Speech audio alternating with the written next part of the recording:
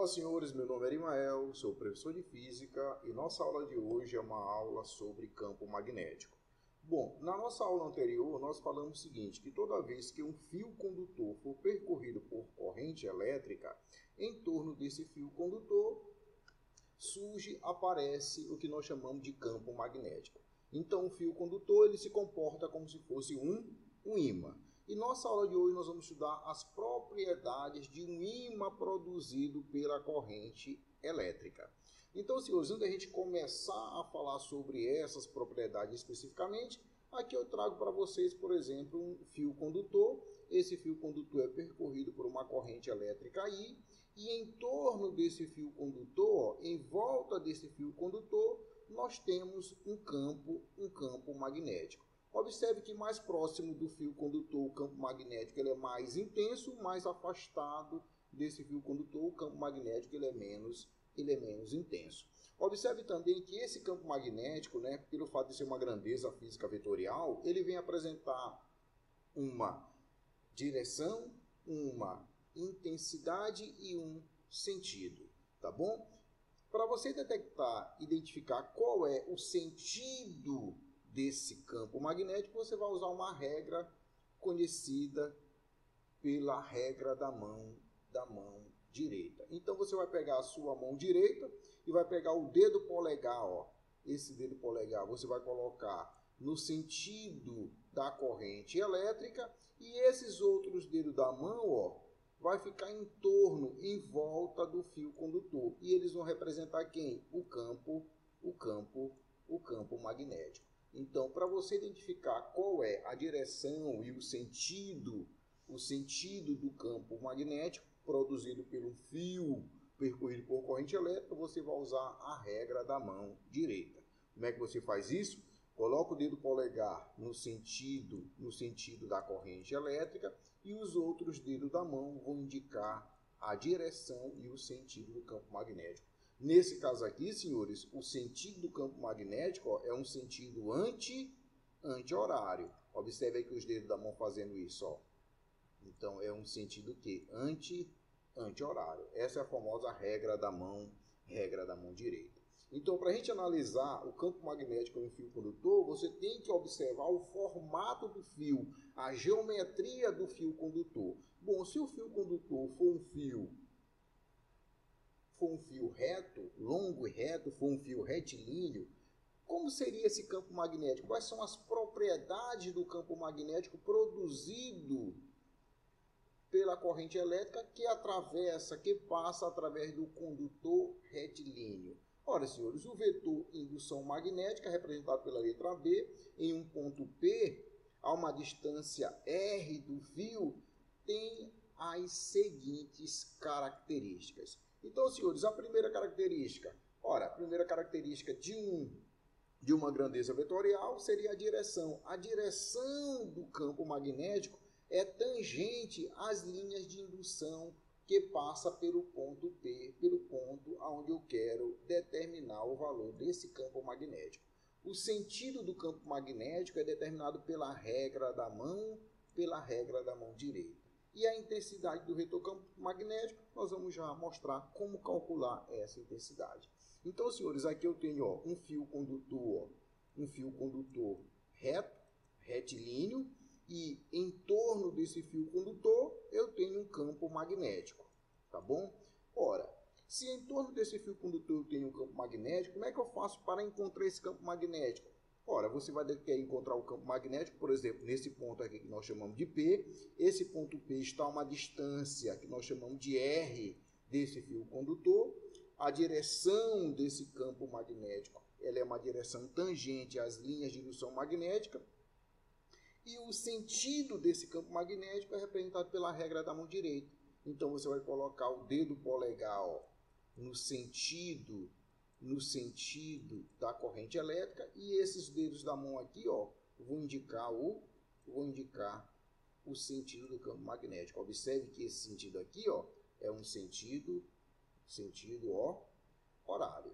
Aliás, o sentido horário, é o sentido anti-horário do campo magnético. Então esse campo magnético ele circunda esse fio no sentido anti-horário. E qual seria a intensidade do campo magnético? Ora, como eu falei para vocês, senhores, a intensidade do campo magnético depende da distância em relação ao fio. Quanto mais próximo esse ponto P estiver do fio, maior vai ser a intensidade do campo magnético, maior vai ser o campo magnético. Quanto mais afastado, menor o campo magnético. Então, o campo magnético, ele depende de quem? Ora, ele depende da corrente elétrica que passa pelo fio. Então, quanto maior for a corrente elétrica, maior vai ser o campo. E ele depende da distância em relação ao fio. Ou seja, quanto maior a distância, menor vai ser o campo magnético. E o campo magnético também, senhores, depende do meio aonde esse fio se encontra. Então, por isso que aparece aqui, ó, μ0 sobre 2π, onde esse μ0 nós chamamos de permeabilidade magnética do meio. Então, para você calcular o campo magnético, por exemplo, a uma distância R do fio, você faz μ0 sobre 2π, que multiplica I sobre R, onde esse I é a intensidade da corrente elétrica, esse R é a distância do fio até o ponto aonde você quer calcular esse campo magnético. Então, de que depende o campo magnético? Do meio aonde o fio se encontra, depende da intensidade da corrente elétrica e depende da distância em relação ao fio do ponto aonde eu quero calcular esse campo magnético. Vamos lá, senhores. Campo magnético no centro de uma espira circular. Então, o que eu quero fazer agora? Agora, senhores, em vez do fio estar em linha reta, o fio ele faz um círculo. Ele é uma espira circular. Então, como é que eu calculo esse campo? A espira circular, senhores, é um fio em forma de um círculo. E eu quero calcular o campo magnético aonde? Bem aqui, no centro dessa espira circular. Então, o vetor de indução magnético no centro da espira tem as seguintes características. A primeira característica seria a direção. A direção, senhores, é perpendicular ao plano da espira. Então, se a espira está no plano do caderno, o vetor campo magnético é perpendicular ao plano do caderno. Então, seria aqui, saindo desse círculo aqui. Tá bom? O sentido é determinado pela regra da mão direita. Tá bom? E a intensidade do campo magnético bem no centro dessa espira circular. Ora, eu falei para vocês que o campo magnético depende de quem, senhores? Ora, o campo magnético depende da corrente elétrica que circula através dessa espira. Então, quanto maior for a corrente, maior é o campo. O campo magnético depende da distância. Nesse caso aqui, seria o raio da espira. O raio da espira, senhores, é a distância do centro da espira até o fio. Então, seria o raio da espira. E depende também do meio aonde essa espira se encontra. Lembrando que agora, esse meio, essa constante aí, nós chamamos de μ0 sobre 2. Então, o campo magnético no centro de uma espira solenoide, o campo magnético no centro de uma espira circular é igual a μ0 sobre 2, que multiplica I sobre R.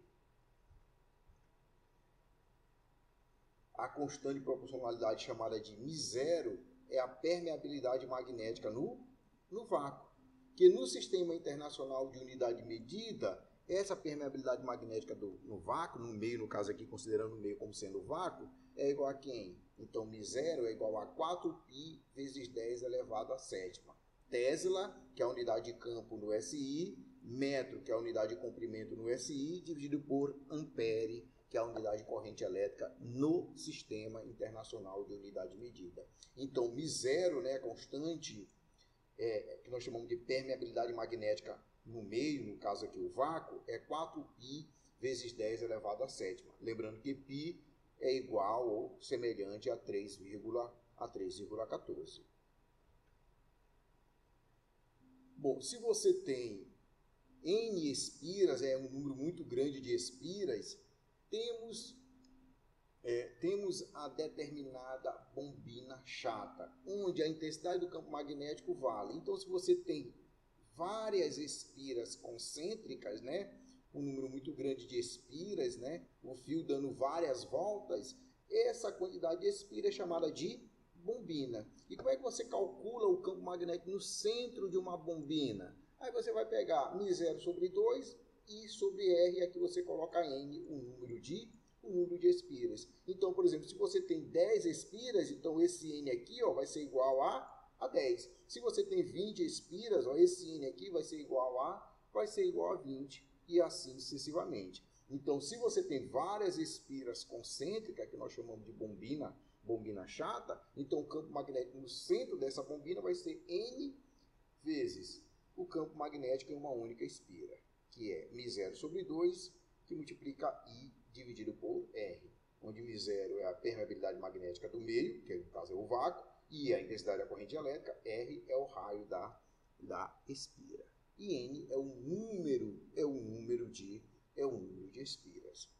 Campo magnético no interior de uma solenoide. Senhores, solenoide é um fio condutor, né? Como se fosse uma mola, como se fosse uma espira, estivesse dando várias voltas, tá bom? Isso nós chamamos de solenoide. É um fio condutor fazendo isso aqui, fazendo desse jeito aqui. Isso nós chamamos de solenoide. Então, no interior da solenoide, dentro dessa solenoide, o vetor de indução magnética tem as seguintes características. Primeira característica, senhores, a direção do campo magnético é a direção geométrica do eixo da solenoide. Então, é a mesma direção da solenoide. O sentido do campo magnético no interior dessa solenoide é dado pela regra da mão direita. E a intensidade do campo magnético? Então, seria isso aqui, Aqui eu tenho uma solenoide, A direção do campo magnético é a mesma direção do eixo da solenoide, Então, se a solenoide está no plano horizontal, a direção vai ser horizontal. Se a solenoide está na vertical, a direção vai ser vertical. Se ela estiver inclinada, a direção é inclinada. O sentido vai ser dado pela regra da mão direita, e a intensidade é dada por esta equaçãozinha bem aqui, Então, o campo magnético no interior da solenoide é igual a μ0, que multiplica N sobre L vezes I, onde esse N, senhores, é o número de espiras que essa solenoide possui, o número de voltas que essa solenoide dá. Então, por exemplo, aqui deu uma volta, 2 voltas, 3, 4, 5, 6 voltas. Então, nesse caso aqui, o N é 6, o número de voltas ou o número de espiras. Este L aqui, é o comprimento da solenoide. Então, a distância daqui, até bem aqui, Essa distância aqui, é o comprimento da solenoide. Esse I é a intensidade da corrente elétrica. Em que, senhores? Essa relação, N sobre L, nós denominamos de densidade linear de espiras. Então, quanto maior for esse quociente aqui, N sobre L, mais espiras você tem na solenoide. Então, maior é a sua densidade de espiras. Então, quanto maior a densidade de espiras, maior é o campo magnético. Quanto maior a corrente, maior é o campo magnético no interior desta solenoide.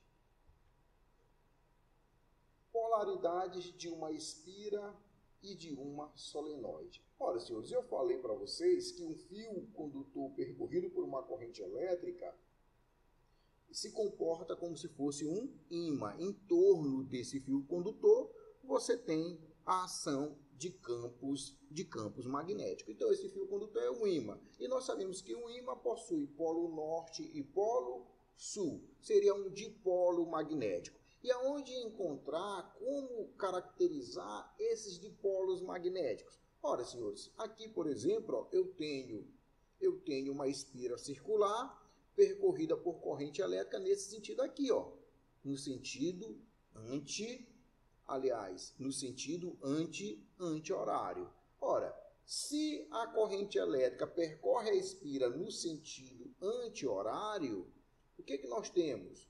Essa parte que você está observando, seria o campo magnético aqui, ele sai da espira. Então, o polo norte, se a corrente for vista no sentido anti-horário, o campo magnético ele sai. Então, quando você observa o centro da espira, o campo magnético ele está saindo. Isso se a corrente percorre a espira no sentido anti-horário. Agora, senhores, se a corrente elétrica percorre a espira no sentido horário, é como se fosse um relógio no sentido da hora, no sentido horário, no mesmo sentido ponteiro do relógio, então o campo magnético no interior da espira, ele entra. Então, ele representa o quê? O sul magnético. Então, senhores, o norte magnético aqui, é quando o campo magnético ele sai. A corrente elétrica, ela está no sentido anti-horário. Então, no sentido anti-horário, o campo magnético no centro da espira representa o polo norte.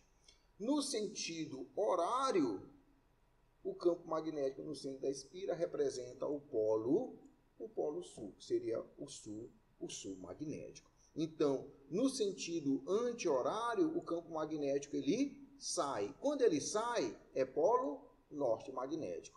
No sentido horário, o campo magnético ele entra. Se ele entra, ele representa o polo sul, tá bom?